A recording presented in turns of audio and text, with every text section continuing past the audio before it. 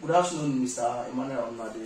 Yeah, good afternoon, Mentus. As earlier on stated, we will always bring you updates. Today, this afternoon, the court of Mr. Nnamdi Kanu just ended with, should I say, a case that was not sided or favorable to the people of IPOB because the leader themselves was again returned back to the DSS detention.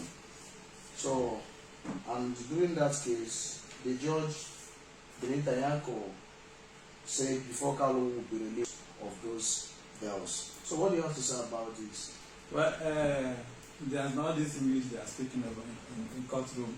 Does not matter.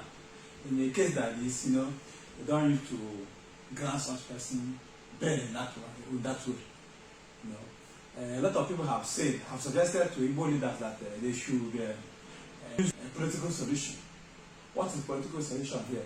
They should negotiate this Igbo presidency, their agitation to become from Igbo man to become the president of Nigeria. They should use it to negotiate for Nnamdi Kanu release. That's it. They know that they cannot achieve that, like Igbo man becoming president of Nigeria. So what they need to do is use it to negotiate for the release of their brother, our brother. And that is all we need. All this court drama does not matter. The allegation against him is still legal for me. Court does not talk anything much. They will go to court, but the presidency determine when they release him. Court don't even have power to release him. How is the president? Court cannot release him. So the only person who has the power to release him is the presidency. Forget the English Buhari was speaking in Ebonyi State, when he was saying the Ebonyi State government that they should allow the court to determine. Court that cannot determine anything. The Igbo leaders are supposed to rally land, discuss, and meet the presidency. Tell them people should keep this Igbo presidency. Keep the presidency. Okay, the North should take back the presidency. Then give us release our brother to us. That is the only thing that we can guarantee all these things. And if they do not do it, now we can still be there. So you are appealing to the fact that Ndigbo should drop the agitation for Igbo presidency? Of course. It's normal. We can't even get that one. We know that one is not achievable. So why are we killing ourselves for something that is not achievable? But as the rulings or as part of the listings, the Benita today said since that court case emerged that they have filed defendants have filed cases against or cases in support or filed a motion, you understand, 19 motions in support of the listing.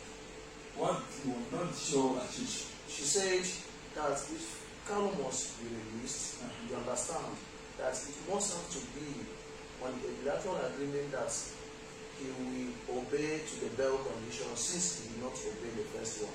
So she was insisting that since he did not obey the first one, she's not going to obey the second one. See, let me tell you. We are saying the same thing. I'm telling you that what is happening, all the English they are speaking in that country, means one thing. They will not release him. It's nothing. They will not release him today. They are just giving you an excuse to believe that they see how this is the reason why they will not cannot release him today. What does that mean? They want a child that will not go again or what? It's not just thing, it's just nonsense. If Buhari said release him now, he'll be released immediately. What you hear is that they will call emergency court sitting and they will release him on bail without anything. They can just manage everything and they will release him and he will go. So on that note, what are you telling the Igbo youth who have been, should I say the Igbo youth or the people who have been terrorizing Southeast in these guys of protesting for the release of Kanu? What advice are you giving to them? Are you sure that people who are terrorizing the Southeast are even doing it for to press pressure for release of Nnamdi Kanu? Are you sure? Who told you that? There are a lot of evidences to prove that somebody whom Nnamdi Kanu have once said he will state to do this one and give him threats and a lot of threats. You understand? And since Kanu at a point made this man one of his representatives, and we have never at any point again informed us that that guy is no longer representing him. So we believe so much that the guy is doing so for the release of Nnamdi Kanu. See, let me tell you, which evidence do you have that the man in Finland are the one sponsoring what is happening, or even following what is happening in Nnadi today? You don't have evidence. He said, go and kill. If they say go and kill, you go and kill. He's in far away Finland. And the criminal elements are terrorizing here. So you can't even say that the people terrorizing Igbo are IPOB.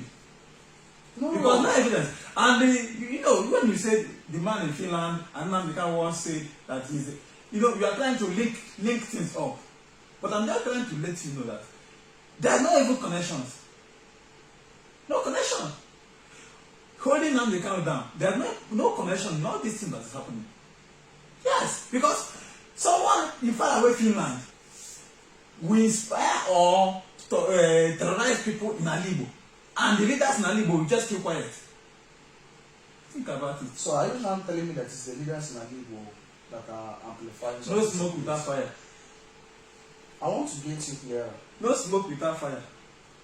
I know there is no smoke without fire, but on this, that was General Sani Abacha. He said terrorism that lasts up to 24 hours, that the government must be aware of. Thank you. Thank you. You know that. So, what is happening in Ndigbo? We have governors, we have senators, we have kings, we have leaders. But allow all those things to thrive. So what is your message to those who have been terrorizing Southeast? I don't have a message for them. I only have a message for the leaders. Because I don't know them. I only know the leaders.